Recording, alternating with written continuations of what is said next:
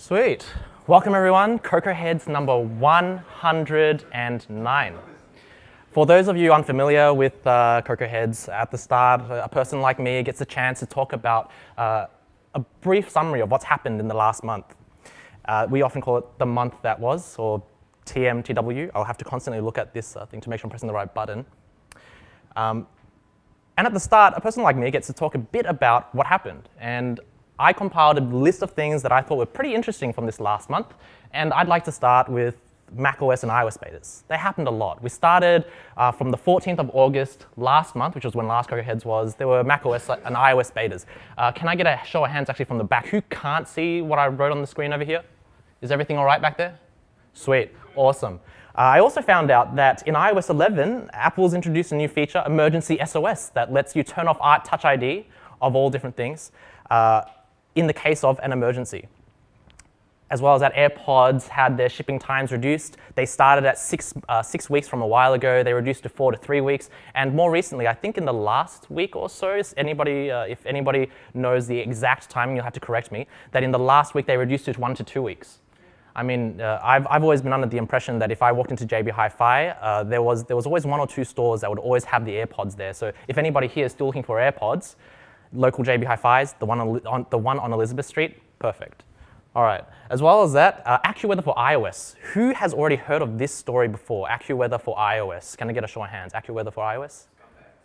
Yes, like Jesse said. Even after having turned off the location sharing, apparently they were selling user location data to money-making services out there, just selling users data for stuff.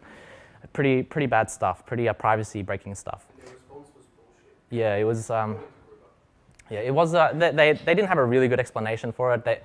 Explanation for selling users' data. It's just the way that they handled the entire situation. I think could have gone a lot better. I also remember Sean had an interesting day that day because their SDK was Reveal, right? Oh yeah. SDK was called Reveal. SDK is the same name as our tool, Reveal. I had multiple people contact me saying, "Oh, you should announce something that's not the same." It's like it'll all blow over within 3 days. Nobody will remember. Oh no. I don't think we had any issues.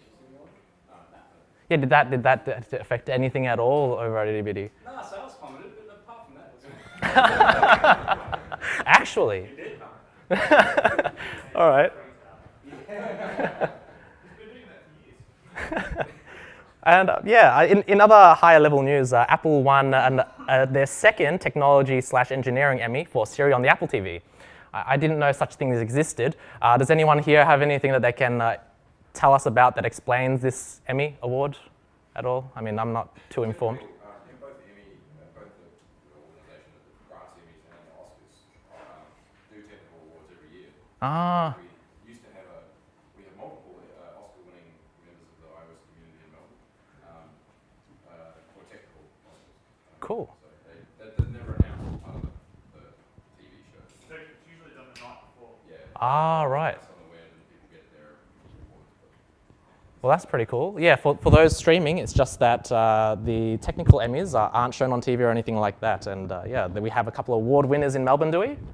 Yeah, that's pretty cool. I had no idea. I haven't seen Alan for a while. Yeah, something else, and this one's a number actually, this next point of mine. In this last quarter, almost 50% of all smartwatches sold were Apple Watches. I mean, who knew? Yeah, great stuff to know. As well as that, this is actually something that I figure will be pretty good leading forward. That Siri has moved from Eddie Q to Craig Federighi. And I'm just thinking, actually, and I'd like this to be an open question.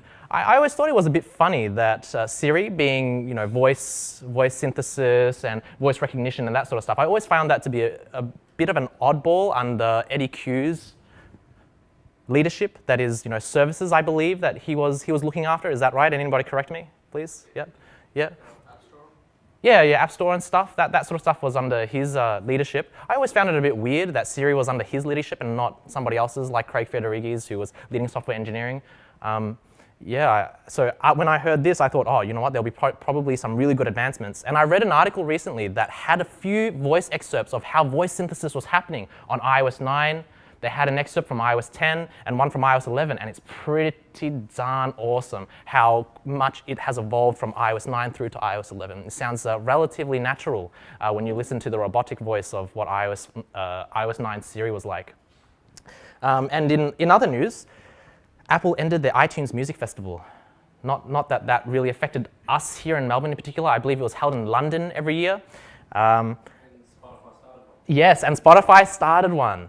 It was announced at about the same time. It broke my heart just a little bit because I don't quite understand how it must affect them as a company, but Apple always said that music was at the core of their business, the iPod, iTunes, and stuff like that. So to hear that they'd shut off the iTunes Music Festival, then the last one was last year, it kind of broke my heart just a little bit, and almost for them, not so much for me personally. And of course, we had more betas, lots more betas. I know that in the last month or so, we had more betas for iOS and macOS than we'd had for many of the previous ones. That is, iOS 11 had more betas more recently than iOS 10 betas last year, iOS 9 betas the year before, and stuff like that. I know that this last month was a pretty good month for products. It was all right, I think. Can I get a show of hands who thought that this month was an all right month for products? Yeah? That's only half the room. That's only half the room. Yeah, less than half the room. Who here is excited for the products? Come on, people. All right. Because, you know. Yeah, I mean, I guess I did hear that Beats came out with new earphones, the W1 chip. I mean, that's pretty cool. And, you know, these laptops, do people recognize these laptops and this laptop and this phone? No? No? Okay, in all seriousness, Beats headphones, W1 chip, be able to pair with your iPhone, just like anything else. That's the Xiaomi laptop over there and the Xiaomi phone over here that they announced the day before Apple's keynote. It's not Apple, it doesn't matter. Well, yes, I understand that, I suppose, and I guess we're here to talk about the Apple products that came out on September the 12th. Let's see. I think they started with the Apple Watch. You have to correct me if I'm wrong. And a lot of things came out with the Apple Watch. I made a short list over here of what I thought I'd really like. It's cellular now. They have Siri talking. And of course, we get new sports bands. Is there anything? Yes, yes. Is there anything else that anybody would like to add for Apple Watch? I mean, I found it pretty exciting in comparison to what Series 2 was like. Sorry, I'll move out of the way for those people. Yeah, the software SIM card. What is it? I'm actually pretty excited to just leave my phone, not really at home, but I guess at my desk or wherever. I'm thinking it'll allow me to, you know, break away from my desk a bit more. Yeah. The battery life is pretty terrible if you have constant LTE. Yeah. That comment there was just that if you're constantly using the LTE, the battery life is apparently pretty terrible. I'm hoping it's not. Hoping it's not. I mean, it's obviously going to be, but yeah. Sorry, it's got a red button. It accounts for everything. I'll take the red button. Yeah. They also announced the Apple TV 4K. Who's excited for the Apple TV 4K? Oh, actually, that's a pretty good number of hands. No, there was two. Matt also raised his hand up the back there. We got a couple of hands, and if I was in the audience, I'd also raise my hands, just because, I mean, I'm sort of excited for the Apple TV 4K too. I recently bought an Apple TV 4th Gen, the 1080p one, and that one's all right. Now that with this one, they've released a new Siri remote with the white circle around the menu button, I'm all over this Apple TV 4K. I really want that Siri remote with the white circle around it. In all seriousness, though, at their event, they demoed this game. Has everyone here seen Sky, the demo of Sky? Oh, no? Well, make sure to have a look at it. It's a new game that's going to come out soon. I won't advocate for them because I don't know too much about the game, but it's apparently just a really nice-looking game. You can play it with the Siri remote. It'll be available on iOS and iPad, coming out whenever Apple TV comes out, I suppose. Let's see. Yeah. Other than that, there are a few of the technical specs. They talk about they have gigabit Ethernet in the thing now. They only used to have 10 to 100 megabit Ethernet. And what came after the Apple TV 4K was not the Apple phone, unfortunately, like all of the other products these days, but the iPhone. And they talked about the iPhone 8 first, and it was a pretty good launch. I sat there watching them announce this thing first, and I thought, oh, you know, they're going to do this thing where they release the iPhone 7, then just like they did with the iPhone 7, then the iPhone 7 Plus. It's great. It's great. They talked about the iPhone 8. They talked about all these amazing features in the iPhone 8. That says A11 Bionic, by the way. That doesn't say all Bionic. Sorry, it does look like an L, I understand. It now has True Tone display, which is going to be pretty cool. I mean, this last year, in all seriousness, this last year, there have been a couple of times when I used my iPhone next to my iPad. It's the 9.7 that has a True Tone display, and I think this one, I can see how this one looks a bit nicer, you know, in this lighting. Has anybody used a True Tone display iPad or anything like that before? Show of hands real quick. Yeah, I mean, use that next to your iPhone, and you know, soon with the iPhone 8 won't be too bad. Essentially, it makes the colors look a lot nicer. Portrait lighting, that's pretty cool. Somebody at work recently was talking about the iPhone's new portrait lighting and how it's machine-learned lighting. That's pretty crazy. In all seriousness, though, with the A11 Bionic chip, what is it? 600 billion something rather. Help me out here. 600 billion what, sorry? Yeah, something. It was something. It was 600 billion like computations or something rather that had to do with their neural engine now inside the A11 chip. And in all seriousness, that's pretty freaking crazy. I don't know what they're going to use it for, but portrait lighting and the way that the mask moved with Craig Federighi's face, that was pretty intense. So I'm looking forward to the AR kit development in this coming year. And funnily enough, it's also what we're going to be talking about next month. Yeah. Wait, no, sorry. Had you already mentioned that, Jesse? Okay, sweet, cool. Sorry, I was hoping I didn't spoil anything. But otherwise, you know, it's also in an all-new design, glass back, the open standard Qi wireless charging, all that stuff. So that's all great stuff. But I know that everyone was going after the iPhone 10. All right, sweet. So who calls it the iPhone X? Get out. You're obviously outnumbered in this room. I see it as iPhone X. Do you? Yeah. You call Mac OS 10 or Mac OS X? I call it Mac OS X in my head. Jesse says Mac OS X for those who are watching the stream. Jesse's meaning is iPhone X. Jafe? I see it, my mind reads it like that. I say it 10, Uh-huh. my mind reads it X. I see. Part of the problem would be that everyone knows Roman numerals as well. So if you don't know Roman numerals, you don't know that X stands for 10. The comment there was that people don't know Roman numerals. No, but seriously. No,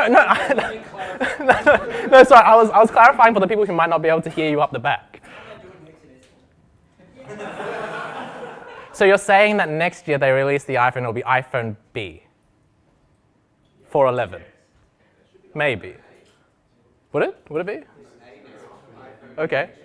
Why can't it be iPhone 9? Because Code to look for iPhone 95 in the code. No.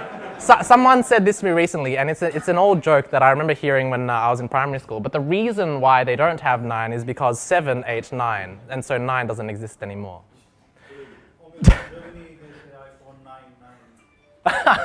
Oh no, not that joke. Sorry, was that a German joke? They never had an iPhone 1, did they? The iPhone 2G? iPhone 1, 2G. One was implicitly iPhone 1. Yeah, but what was iPhone 2? The marketing there was just iPhone. Apple 3G. Yeah. The original iPhones were 3G. Went from the original iPhone to 3G. Yeah, I guess in a sense that makes the iPhone 4 the only real iPhone 4. The others are fakes, and then here we have the iPhone not 10 but X, I guess. And it came with all of this amazing stuff. Oh wait, sorry, no. This is a comment I had heard just today. It's pretty much the same as the other one. There's glass in the front, there's glass in the back. It's about the same. You get wireless charging. It's great. But no, it does have a lot of pretty awesome stuff. The portrait stuff that we were talking about, how it can make the background black and all that stuff. Now, what I'm really excited about though, and you know, it's not technically awesome, but this OLED display. I've been watching shows on, we have an OLED TV, me and my flatmates, and I was watching the keynote, and the background was completely black. Maybe it was the Steve Jobs Theatre in comparison to what it was like at WWDC. But after watching things on an OLED display, coming back to my iPhone's LCD display, it was okay. Pretty bad, but it was okay. So before I talk any more, who here is thinking of getting an iPhone 10X, 10 or X? Yeah? Yeah, okay. Yeah, that's a good number of people. That's cool. But otherwise, yeah, there's the Animoji, which is pretty cool. The Super Retina display, that stuff's really awesome. Super Retina is like the worst name you call it. I was Super Retina. Yeah, I was hoping to hide that just by saying that it's awesome and skip over it because, yeah, admittedly, when I heard Super Retina display, I thought, Retina display, Retina HD display, Super Retina display, Retina display. Yeah, I mean, What's their yeah. charging mat called? Is that that's the worst name? Air That's the power. power. Power. Worst name ever. Yes. But I've noticed there's I heard people tweeting they should have called it apple juice. Apple juice. In a little more seriousness though, you'll notice that everything wireless of theirs is Air something, like AirPods. Everything not so wireless is Apple, like Apple Watch, I guess, and stuff. So eventually they'll release a table that you can put your iMac on, no need for a cable, Apple table. They'll release a mat, Apple mat, and then there'll be a connector that you can connect your, or rather put your iPhone stuff on, and they'll call that Apple Juice, because you can just charge your stuff on top. So wired stuff and wireless stuff, all that sort of stuff came out in the keynote. The key things for me to take away from the keynote were these things: iPhone 8, Apple TV 4K, Apple Watch, pre-ordering this Friday, September the 15th, 5:01 p.m. Everyone get on your laptops. It's going to be released next week. The difference is, though, because it's after daylight savings, and I'm glad that Dexet made the iPhone 8, etc. in small text, because bang, iPhone 10, big text, pre-ordering October the 27th. Keep in mind, everyone, it's 6:01 p.m., not 5:01, because it's after daylight savings. Yes, watch out for that, watch out for that. And if anyone wants to get me a birthday present, the iPhone 10. The X. 10. this is going to be a good year. So I wanted to talk briefly about this. I think people know what I'm going to talk about when I talk about this. Good one, Prasad. No, I'm not going to talk about Melbourne. I'm talking about the notch and software development now with the notch. It's only been two days since this is official. The iPhone has officially had a notch. And people are talking about how they'll dev now with the notch, etc., and how with the safe area insets and whatnot from WWDC and all of the recommendations from there, it's coming back to bite us in the back. Bite us in the back. I was thinking, recently I saw on Twitter, people have done a few, I don't know if they're just raw design templates or whatnot. They've had the notch on the left with a table view and the rows jump around the notch. Have people seen that? I think it's a joke. Is it just a joke? Because I'd like to see that. I really would. And on the other side, similarly, if you have the table view or the other way around, yes, the scroll bar, that looks pretty neat. Not that I'd buy an app that looks like that, but it's a fancy idea. What actually happened in real life? What actually happened in real life? Like if you make a landscape, what happens to how do you scroll bar? Oh, does anybody know? Has anybody tried out the simulator? There's content safe areas that you need to keep your content in. Yeah. With the table views, I think the background of the cell extends all the way over by default. Oh, really? It's going to break lots. It's going to break stuff at the very least, So yeah. you've got to buy one to test. And then keep it, I guess. Is that what you're hearing a lot of? How many are you buying? But yeah, no, actually, what is it? About that notch, Apple posted a handful of educational videos about updating your apps and stuff to support iPhone 10, to go work with their new design guidelines and whatnot. And it's available at this link. It's developer.apple.com, videos play fall 2017. And thanks to my co-worker, my colleague Satya over here, Satya, yes, thanks to Satya over here for putting it on the company Slack so that I don't have to search the internet like a madman for this link. Again, the link looks like this.